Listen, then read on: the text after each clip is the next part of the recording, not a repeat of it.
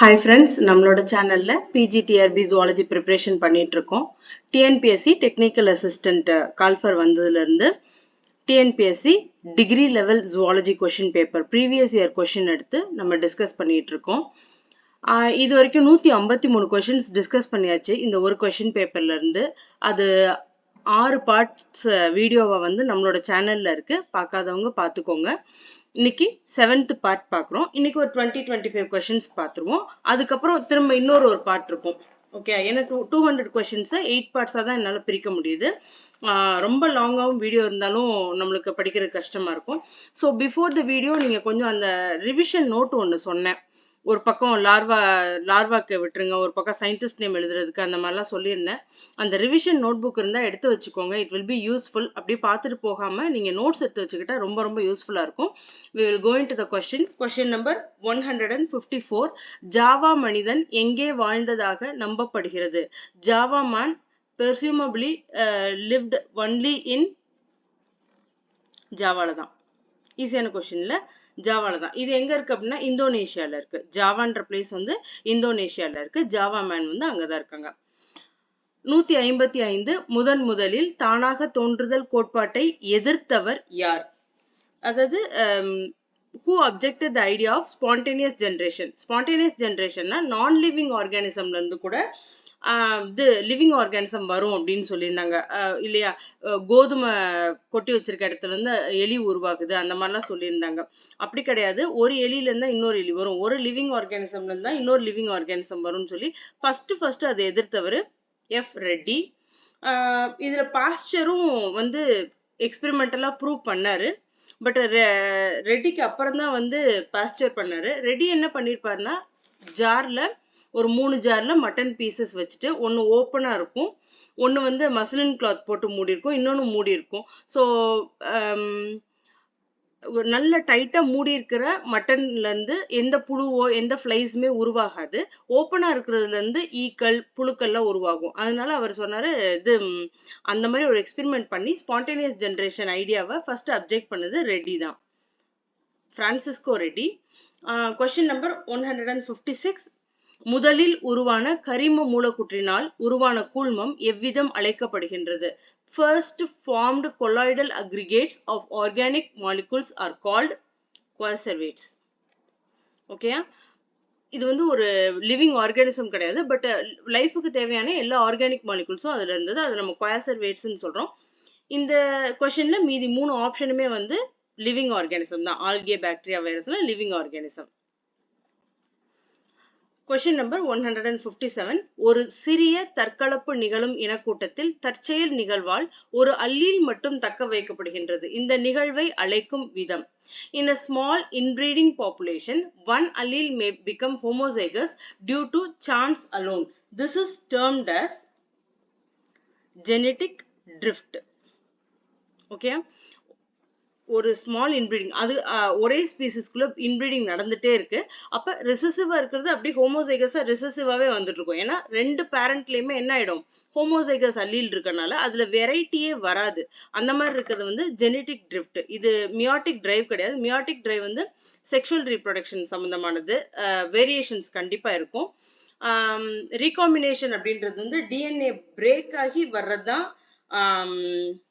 DNA break ஆகி அதுக்கப்புறம் ஒன்று ஜாயின் பண்றது. நம்ம இப்படி ஒரு டயக்ராம்லாம் வந்து பார்த்தோம். 2 டிஎன்ஏ பிரேக் ஆகி இப்படி ஜாயின் ஆகிக்கிறது தான் ரீகாம்பினேஷன். இதுவும் கிடையாது. Natural selection. நேச்சுரல் செலெக்ஷன்றது survival of the best. Natural செலெக்ஷன்றது எது வந்து பெஸ்டான ஒரு இதோ அது வந்து சர்வைவ் ஆகுது. எந்த ஆர்கானிசம் வந்து பெஸ்ட் ஜீனோமிக் இது வச்சிருக்கோ அது சர்வைவ் ஆகுறது நேச்சுரல் செலெக்ஷன். ஸோ இன்பிரீடிங் பாப்புலேஷன்ல homozygous due to chance alone வர்றது வந்து ஜெனட்டிக் ட்ரிஃப்ட் தான். இதுதான் ஜெனட்டிக் ட்ரிஃப்டோட டெஃபினிஷனும் கூட. ரிவர்ஷன் என்றால் என்ன? Question number 158. What is reversion? ரிவர்ஷன்னா, இப்போ ஒரு ஆர்கானிசம் வளரும், அதுக்குன்னு ஒரு கேரக்டரிஸ்டிக்ஸ்லாம் வரும். ஆனா அது தன்னோட ஆன்செஸ்ட்ரல் கேரக்டர். ஃபார் எக்ஸாம்பிள், இப்ப மனுஷன் இருக்கான் அப்படின்னா அவன் வந்து ஒரு குரங்கோட ஒரு கேரக்டரையோ இல்ல அதுக்கும் முந்தின கேரக்டரை நம்ம எடுத்து அதோட கேரக்டர்ஸ் சிலது நம்மளுக்கு வந்துச்சு அப்படின்னா அது வந்து reversion. Appearance of remote ancestral character. Reversion. Maternal character. அம்மா வழி character வருதா? இல்ல. Paternal character. Father ஓட character சொல்றதானா? இல்ல. Appearance of new character வந்து speciation ஆயிரும். Different speciation ஆகும். So, remote ancestral character. நம்மளோட மூதாதையரோட characters வந்தாதான் அது reversion அப்படின்னு நம்ம சொல்லுவோம். Question number 159. கீழ்கண்டவற்றில் ஹியூகோ டி விரிஸின் inconstant சிறப்பினம் என்பது எதனை குறிக்கின்றது? Which of the following is the inconstant species of de Vries? ஆயனோதரா லாமர்கியானா. ஆயனோதரா லாமர்கியானாவை நம்ம என்ன சொல்லுவோம் அப்படின்னா ஈவினிங் பிரிம்ரோஸ் அப்படின்னு சொல்லுவோம்.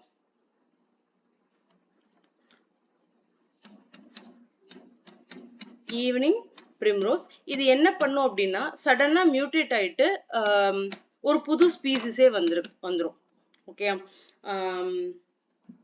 சடன் மியூட்டேஷன்ல ஒரு நியூ ஸ்பீசிஸே வந்துரும். இதைதான் நம்ம இன்கான்ஸ்டன்ட் ஸ்பீசிஸ். கான்ஸ்டன்டா இதே தான் என்னோட ஜீனோம் அப்படின்னா அது கிடையாது. பிரிம்ரோஸ்ல மியூட்டேஷன்னால திடீர்னு ஒரு புது ஸ்பீசிஸே வருது. அதனால அத இன்கான்ஸ்டன்ட் ஸ்பீசிஸ்ன்றோம். ஆயனோதரா லாமர்கியானா இதை கண்டுபிடிச்சவர் ஹியூகோ டி விரைஸ். Question number 160. பூச்சி மற்றும் பறவையின் இறக்கையை எதற்கு உதாரணமாக ஒப்பிடலாம்? The wing of an insect and the wing of a bird are example for. ஒரு பூச்சியோட விங்ஸ் எடுத்துக்கோங்க. ஒரு பூச்சியோட விங்ஸ் வந்து அது பறக்கிறதுக்கு உதவுது. ஒரு பேர்டோட விங்கும் பறக்கிறதுக்கு உதவுது. ரெண்டுக்குமே ஃபங்க்ஷன் ஒண்ணுதான். ஆனா உள்ள அதோட அனட்டமி பார்த்தோம்னா உள்ள அந்த போன்ஸ் எப்படி மேக் ஆயிருக்கு, எப்படி அந்த விங் மேக் ஆயிருக்குன்னு பார்த்தோம்னா டிஃப்ரெண்டா இருக்கும். அப்ப இது அனலாகஸ் ஆர்கன். ஸோ அனலாகஸ் ஆர்கனை நீங்க எப்படி ஞாபகம் வச்சிருக்கணும் அப்படின்னு பார்த்துக்கோங்க. அனலாகஸ் ஆர்கன்ல வந்து ஃபங்க்ஷன் வந்து சேமா இருக்கும். சேம் ஃபங்க்ஷன் பறக்கிறது தான். ரெண்டுமே பறக்கிற ஃபங்க்ஷன் தான் பண்ணுது. ஆனா டிஃபரன்ஸ் எது இருக்கும் அப்படின்னா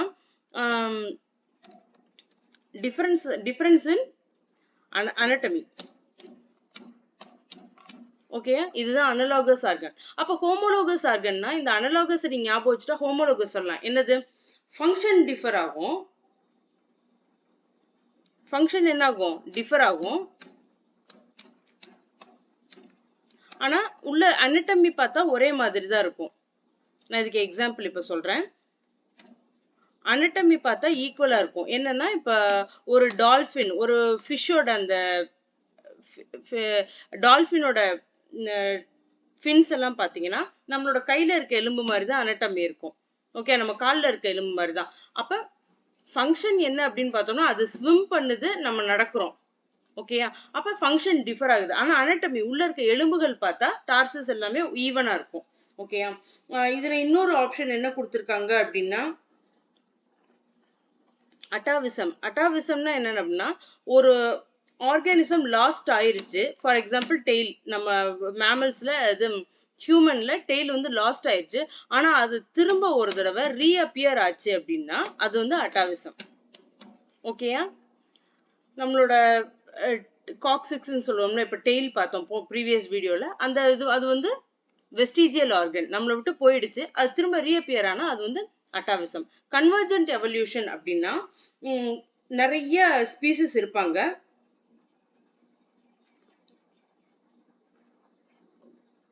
நிறைய டிஃபரெண்ட் ஸ்பீசிஸ் இருப்பாங்க. ஆனா அவங்க எல்லாருக்குமே ஒரே சிமிலர் ட்ரெய்ட் இருக்கும். ஏதாவது ஒரு சிமிலர் ட்ரெய்ட் இருக்கும்.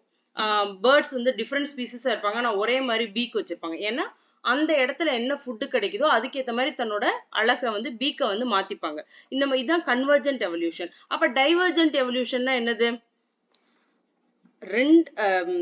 ஒரே ஸ்பீசிஸ் தான், ஆனா ரெண்டு நியூ ஸ்பீசிஸா எவால்வ் ஆயிருப்பாங்க. அவங்க எங்க இருக்காங்களோ அதுக்கேற்ற மாதிரி இருப்பாங்க, இவங்க எங்க இருக்காங்களோ அப்படி இருப்பாங்க. அதான் டைவர்ஜென்ட் ஸ்பீசிஸ். ஸோ கன்வர்ஜென்ட் மட்டும் ஞாபகம் வச்சுக்கோங்க, டிஃப்ரெண்ட் ஸ்பீசிஸ், ஆனா ஏதோ ஒரு ட்ரெய்ட் வந்து அவங்கள வந்து ஒரே ஈக்குவலா இணைக்குது, ஒரு புள்ளியில இணைக்குது. அதான் கன்வர்ஜென்ட் எவல்யூஷன்.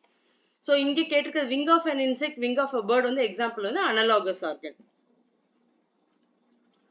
Question number 161. நீர்நிலைகளில் வாழும் விலங்கினத்திற்கு animals that live in the aquatic environment or, இங்க நான் உங்களுக்கு ஆன்சர் சொல்லிடுறேன். அப்புறமா வந்து இதுல என்ன தப்பு இருக்குன்னு சொல்றேன். இந்த ஆன்சர்ல என்ன தப்பு இருக்குன்னு நான் அப்புறமா சொல்றேன். ஸோ ஆன்சர் வந்து ஹைட்ரோசீல்ஸ்ன்னு போட்டுக்கோங்க. பட் ஹைட்ரோசீல் ஆன்சர் கிடையாது. உண்மையான ஸ்பெல்லிங் என்னன்னு பார்த்துக்கோங்க. ஹைட்ரோகோல்ஸ். ஹைட்ரோகோல்ஸ் இதாங்க ஸ்பெல்லிங். கொஸ்டின் பேப்பர் நம்மளோட கொஸ்டின் பேப்பர்ல மாறி வந்தா நீங்க பார்த்துக்கோங்க. இதுதான் ஆன்சர். அக்வாட்டிக் என்விரான்மெண்ட்ல இருக்கிற அனிமல்ஸ் வந்து ஹைட்ரோகோல்ஸ். இப்ப ஹைட்ரோஃபைட்ஸ் அப்ப என்ன பார்த்தோம்னா PHYTES. ஆப்ஷன் டி ல பாருங்க ஹாலோஃபைட்ஸ். PHYTES. இந்த PHYTES வந்தாலே அது வந்து அனிமல்ஸை குறிக்காது, பிளான்ட்ஸை குறிக்கும். ஓகே, அனிமல்ஸை குறிக்காது, பிளான்ட்ஸை குறிக்கும். அப்ப ஆப்ஷன் ஏ ஹைட்ரோஃபைட்ஸ்ன்றது நம்ம ப்ரீவியஸ் வீடியோல பார்த்தோம். அக்வாட்டிக் பிளான்ட்ஸ், வாட்டர்ல இருக்கிற பிளான்ட்ஸ். ஹாலோஃபைட்ஸ்னா சலைனிட்டில இருக்கிற பிளான்ட்ஸ். ஓகே, அப்ப இந்த ஹைட்ரோகோல்ஸ் தான் வந்து அக்வாட்டிக் அனிமல்ஸ். ஹைட்ரோசீல்ஸ் அப்ப என்ன, ஏன் இதை நம்ம மார்க் பண்ண கூடாது அப்படின்னா, ஆக்சுவலா இங்க வேற ஆப்ஷன் இல்லை, நம்ம அதை தான் மார்க் பண்ணணும். அதை தான் அவங்க ஆன்சர் கீழே கொடுப்பாங்க. ஹைட்ரோசீல்ஸ் அப்படின்னா என்ன, ஒரு ஃப்ளூயிட் ஃபில்டு கேவிட்டி, பிளாஸ்டோசீல்லாம் சொல்றோம் இல்லையா, வளர்ற எம்பிரியோல பிளாஸ்டோசீல் இருக்கும். அது மாதிரி ஹைட்ரோசீல்ஸ். எக்ஸாம்பிள் ஒரு ஸ்க்ராட்டம், டெஸ்டிஸை சுத்தி இருக்கிற ஒரு ஃப்ளூயிட் ஃபில்டு கேவிட்டி தான் ஹைட்ரோசீல்ஸ். சின்ன குழந்தைங்களுக்கு இருக்கிற சான்ஸ் இருக்கு. ஸோ நம்மளுக்கு ஸ்பெல்லிங் வந்து HYDROCOLES தான் நம்மளோட answer.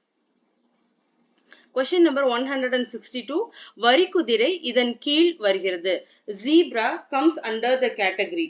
Zebra comes under the category. நான் ஆன்சர் சொல்லிடுறேன், அப்புறமா எக்ஸ்பிளனேஷன் பண்றேன். கர்சோரியல். கர்சோரியல் அனிமல்ஸ் அப்படின்னா என்ன அப்படின்னா, கர்சோரியல் அனிமல்ஸ் வந்து எந்த அனிமல்ஸ்லாம் ஃபாஸ்டா ரன் ஆகக்கூடியது, ரன் ஃபாஸ்ட், அது எல்லாமே கர்சோரியல் அனிமல்ஸ். இது மாதிரி எந்த அனிமல்ஸ் கேட்டாலும் நம்மளுக்கு சொல்ல தெரியணும். அப்ப ஃபசோரியல்னா என்னன்னா டிக்கிங். ஃபார் எக்ஸாம்பிள் சில ரோடன்ஸ் இருக்கும், சில மைஸ் ஃபாரஸ்ட்ல, சில ரேபிட்ஸ், அதெல்லாம் மண்ணை நோண்டி அண்டர் கிரவுண்ட்ல டிக் பண்ணி அதுக்குள்ள போய் உட்காந்துக்கிடும் இல்லையா, அதெல்லாம் ஃபசோரியல். சால்டட்டோரியல் அப்படின்னா ஜம்பிங் பண்ற எல்லாமே வந்து சால்டட்டோரியல். என்ன எக்ஸாம்பிள் பார்த்தோம்னா கேங்கரூ சொல்லலாம். கேங்கரூ வந்து ஜம்ப் பண்ணும் இல்லையா. ரன் ஃபாஸ்ட் வந்து கர்சோரியல் சொல்லியாச்சு. ஸ்கான்சோரியல் என்ன அப்படின்னா கிளைம்பிங்லயும் இதுக்கு எக்ஸாம்பிள் என்னன்னு பார்த்தா அர்போரியல் சொல்ல முடியாது. நம்மளோட ஸ்குவிரல் அந்த மாதிரி கிளைம் பண்ணுவாங்கல்ல, அவங்கெல்லாம் எக்ஸாம்பிள் வந்து ஸ்குவிரல். இப்போ இதெல்லாம் கொஸ்டின்ல கேட்டா உங்களுக்கு இந்த 4 ஆன்சர்ல இருந்து என்ன வேணாலும் உங்களுக்கு 4 கொஸ்டினே கண்டுபிடிக்க முடியும் நம்மளால இல்லையா.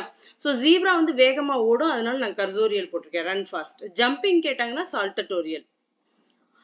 Question number 163. சூரிய ஒளியின் தாக்கத்தால் ஏற்படும் தாவர அசைவின் பெயர். The effect of sunlight on the plant movement. இப்போ நம்ம ஒரு வார்த்தை ஏற்கனவே நம்மளுக்கு ஒன்று தெரியும், நம்ம ஸ்கூல் புக்ஸ்ல நம்ம சொல்லி கொடுத்துருப்போம் ஸ்டூடெண்ட்ஸ்க்கு. The effect of sunlight, ஒரு சூரிய ஒளியை நோக்கி ஒரு மூவ்மெண்ட் ஆஃப் த பிளான்ட் இருந்தா அதை வந்து நம்ம என்ன சொல்லுவோம் அப்படின்னா போட்டோட்ராபிசம் அப்படின்னு சொல்லி கொடுத்துருப்போம். இது ஸ்கூல் லெவல் புக்ல இருக்கிற ஒரு வார்த்தை. இப்ப நம்ம என்ன இன்னொரு வார்த்தை தெரிஞ்சுக்க போறோம் அப்படின்னா ஹீலியோட்ராபிசம்னா சூரிய ஒளியை நோக்கி அல்லது சூரிய ஒளி இருக்கிற சைடுக்கு ஆப்போசிட்டா போறதுதான் வந்து ஹீலியோட்ராபிசம். எக்ஸாம்பிள் சன்ஃபிளவர் சூரியகாந்தி பூ இருக்கு இல்லையா, அதான் ஹீலியோட்ராபிசம். சூரிய ஒளியை நோக்கி அல்லது சூரிய ஒளிக்கு ஆப்போசிட் பண்றது. இங்க வந்து போட்டோட்ராபிசம்னா சூரிய ஒளி இருக்கிற டைரக்ஷன்ல தான் அது போயிட்டே இருக்கும். ஓகேயா, அப்ப effect of sunlight on the plant movement heliotropism வரும். Towards sunlight கேட்டிருந்தாங்கன்னா போட்டோட்ராபிசம். மற்றதுக்கு ஆப்ஷனுக்கு பார்த்துருங்க. ஆலிகோட்ராபிசம் அப்படின்னா என்ன அப்படின்னா, ஆலிகோட்ராபிசம் அப்படின்னா ஒரு ஒரு பிளான்ட் வந்து லோ நியூட்ரியன்ட் இருந்தா கூட அந்த இடத்துலயும் அதால வளர முடியும் அப்படின்னா அது வந்து ஆலிகோட்ராபிசம். ஹெட்ரோட்ராபிசம் நமக்கு தெரியும். ஆட்டோட்ராப்ஸ்லாம் பிளான்ட்ஸ், அதோட உணவை அதுவே செஞ்சுக்கிறோம். அப்ப ஹெட்ரோட்ராபிசம்னா அதோட உணவை அதே செஞ்சுக்க முடியாது. இது வந்து அதர் ஆர்கானிசம், அது பிளான்ட்டோ அனிமலோ அதர் ஆர்கானிசம் சாப்பிட்டு தான் வளரும். ஸோ சில பேர் போட்டோட்ராபிசம் வந்து ஆப்ஷன்ல இல்லைன்னு சொல்லிட்டு நன் ஆஃப் தீஸ் போட்டுருவாங்க. அதனாலதான் நான் போட்டோட்ராபிசமே எக்ஸ்பிளைன் பண்ணேன், ஹீலியோட்ராபிசமே எக்ஸ்பிளைன் பண்ணேன். ஹீலியோட்ராபிசம்ன்றது சன் வர்ற இடத்துக்கு ஆப்போசிட்டாவும் அது பிளான்ட் வந்து மூவ் ஆகும். ஸோ அதுவும் எஃபெக்ட் ஆஃப் சன்லைட்னால ஹீலியோட்ராபிசம் தான் ஆன்சர். Question number 164. டேஷ் என்பது சிறு துகள்கள் அல்லது படிகங்களால் ஆன பனிக்கட்டி. Dash is the form of small grains or pellets of ice. இதுல வந்து ரெயின் அப்படின்னு கொடுத்துருக்காங்க. ரெயின் வந்து liquid form of water. Rain வந்து நம்ம தண்ணியா வருது இல்லையா, அந்த லிக்விட் ஃபார்ம் ஆஃப் வாட்டர் தான் ரெயின். அதனால அந்த ஆப்ஷன் நீங்க செலக்ட் பண்ண மாட்டீங்க. ஸ்னோ வந்து நம்ம எல்லாருக்குமே தெரியும், அது வந்து நேரடியா ஒரு வாட்டர் வேப்பர். ஓகே, மிஸ்ட்ல இருக்க ஒரு வாட்டர் வேப்பர் அப்படியே it turns into solid form of ice. ஓகேயா, கேஷியஸ் ஸ்டேட்ல இருந்து நேரடியா எங்க போயிடுது, சாலிட் ஸ்டேட்டுக்கு போயிடுது, இடையில இருக்க லிக்விட் ஸ்டேட்டுக்கு வராமலே, அதுதான் ஸ்னோ. அப்ப ஹெயில் அல்லது ஸ்லீட்ல தான் நம்மளுக்கு கரெக்டான ஆன்சர் இருக்கும். கரெக்டான ஆன்சர் வந்து ஸ்லீட். கரெக்டான ஆன்சர் ஸ்லீட். ஸ்லீட் தான் வந்து ஸ்மால் கிரைன்ஸ் ஆர் பெல்லட்ஸா இருக்கும். அப்ப ஹெயில்ன்றது என்னது அப்படின்னா, ஹெயில்ன்றது ஃப்ராசன் ரெயின் தான். இதுவும் வந்து பனிக்கட்டி மாதிரி தான் இருக்கும். மெயினா எப்ப வரும் அப்படின்னா, ரொம்ப இடி இடிக்கையில வர்ற ஒரு ஃப்ராசன் ரெயின். ஓகே, இதான் ஹெயில் ஸ்டோன்ஸ் அப்படிம்பாங்க. பெல்லட்ஸ் அப்படின்னா ஸ்லீட் அப்படிங்க வச்சுக்கோங்க. இந்த கொஸ்டினுக்கு ஆன்சர் எனக்கு தெரியல, யாருக்காவது தெரிஞ்சா வேணா சொல்லுங்க. நோவா ஸ்கெடியாவில் உள்ள ஜெல்லி மீன் இந்த நீர் வெப்பநிலையில் இறந்துவிடும். Jelly fish from Nova Scotia dies at a water temperature of Nova Scotia. கனடால இருக்கிற ஒரு கடல் பக்கத்துல இருக்கிற ஒரு இடம். இதுல ஜெல்லி ஃபிஷ் எந்த டெம்பரேச்சர்ல இறக்கும் அப்படின்றது எனக்கு இந்த கொஸ்டினுக்கு ஆன்சர் தெரியல, தெரிஞ்சா கமெண்ட் பண்ணுங்க. Question number 166. மார்சுபியல்கள் ஓரளவு மட்டுமே உடல் வெப்பநிலையை ஒழுங்குபடுத்திக் கொள்பவை ஆகையால் அவை. Marsupials who have limited power of temperature regulation are called. Temperature regulate பண்ற organism தான் நம்ம இந்த தெர்மிக்னு சொல்லி பேசுவோம். ஓகேயா, தெர்மிக் அப்படின்றத நம்ம அந்த வார்த்தையை நம்ம கொடுப்போம். அப்போ ஒவ்வொரு வார்த்தைக்கு என்னென்ன அர்த்தம்னு பார்த்தோம்னா நம்ம கண்டுபிடிச்சிடலாம். ஹெட்ரோதெர்மிக் வந்து அதோட பவரை ரொம்ப கம்மியா தான் அதால டெம்பரேச்சர் ரெகுலேட் பண்ண முடியும். Okay, example reptiles and amphibians தான் ஆன்சர். ஹெட்ரோதெர்மிக் தான் ஆன்சர். ஓகே, எக்ஸாம்பிள்ஸ் பார்த்தோம் அப்படின்னா ஆம்பிபியன்ஸ் இதெல்லாம் வந்து ஹெட்ரோதெர்மிக் தான், ஹெட்ரோதெர்மிக் அனிமல்ஸ் தான். சில மார்சுபியல்ஸுமே ஹெட்ரோதெர்மிக் அனிமல்ஸ் தான். அதால ரொம்ப ரொம்ப குளிர்ல வந்து அதோட பாடி வந்து ஹீட் எல்லாம் ப்ரொடியூஸ் பண்ணாது. அதே நேரம் மற்ற ஆப்ஷன்ஸையும் பார்த்துடலாம்.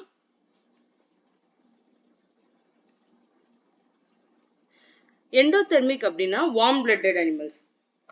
Example birds. ஓகே, அப்ப என்விரான்மெண்ட் வந்து ரொம்ப கூலா இருந்தா கூட அது வந்து என்ன ஆகும், சர்வை பண்ண முடியும். ஹோமியோதெர்மிக் அனிமல்ஸ் அப்படின்னா சேம் டெம்பரேச்சர், என்விரான்மெண்ட் என்ன டெம்பரேச்சர் இருக்கோ அதே டெம்பரேச்சர் அதுவும் என்ன பண்ணிரும், மெயின்டைன் பண்ணிரும். ஹோமியோ அப்படின்னாலே சேம் தான், same temperature. Endothermic warm blooded. Marsupials who have limited power of temperature regulation வந்து heterothermic animals னு சொல்லுவோம். Question number 167. இந்த உயிரினம் வெப்பநிலையில் ஏற்படும் சிறிதளவு மாற்றத்தில் மட்டுமே தாங்கும் திறன் கொண்டது. The organisms which can tolerate only a small variation in temperature. Small variation, ரொம்ப வேரியேஷன்லாம் கிடையாது. இதுக்கப்புறம் டெம்பரேச்சர் மாறிச்சு, இல்லை ரொம்ப குளிர்ச்சு ரொம்ப சூடா இருந்துச்சுனாலும் இறந்துரும். அது வந்து ஸ்டீனோதெர்மல்னு சொல்லுவோம் அந்த ஆர்கானிசமை. ரொம்ப நேரோ ரேஞ்ச் டெம்பரேச்சர் தான் அதால டாலரேட் பண்ண முடியும்.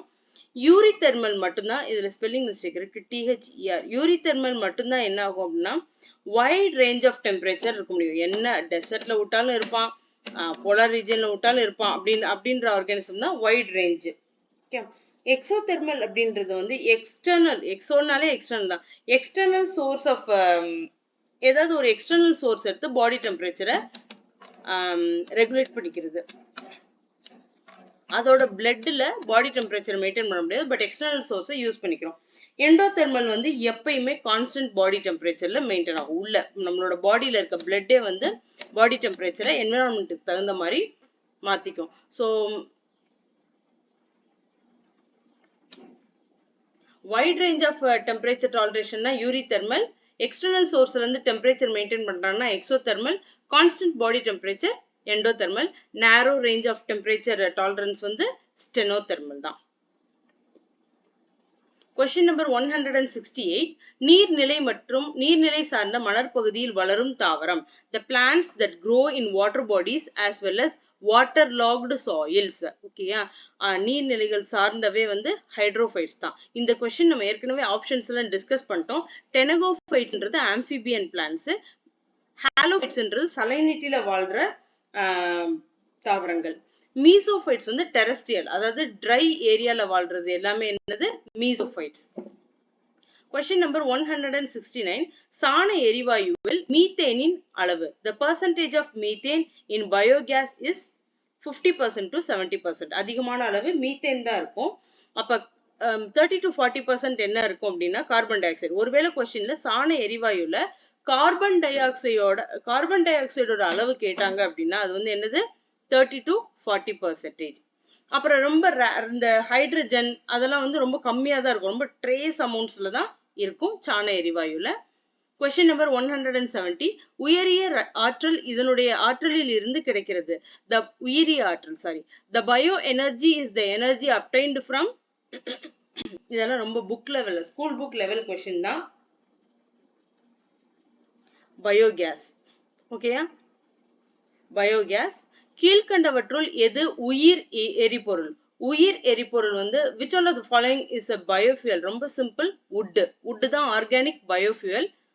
மற்ற எல்லாமே வந்து இது பொல்யூஷன் எமிட் பண்ணும், ஏர் பொல்யூஷன். சாரி, பயோஃபியூயல்னா அது wood தான்.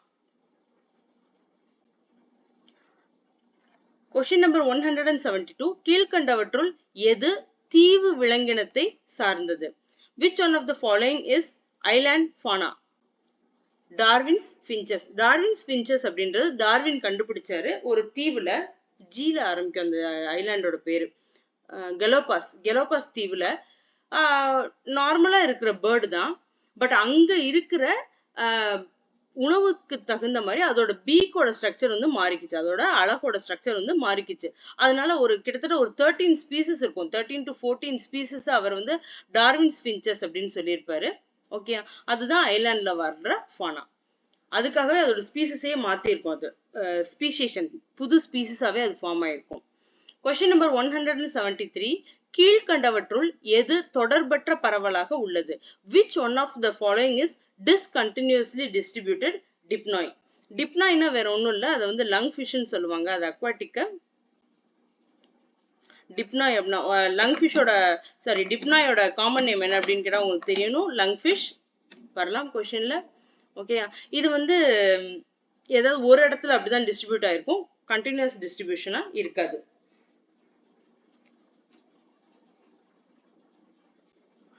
Question number 174. கீழ்கண்டவற்றுள் எது தொடர் பரவலுக்கு உதாரணம்? ஸோ ஃபர்ஸ்ட் வந்து மேல இருக்க கொஸ்டின்ல டிஸ்கண்டினியூஸ் டிஸ்ட்ரிபியூஷன் பார்த்தோம். இப்போ கண்டினியூஸ் டிஸ்ட்ரிபியூஷன் எது அப்படின்னு சொல்லி பார்த்துருவோம். பேட்ஸ் எங்கேயுமே இருக்குமா? ஆப்ஷன் பி இருக்கும். ஆர்டிமியா சலினா இருக்கும்.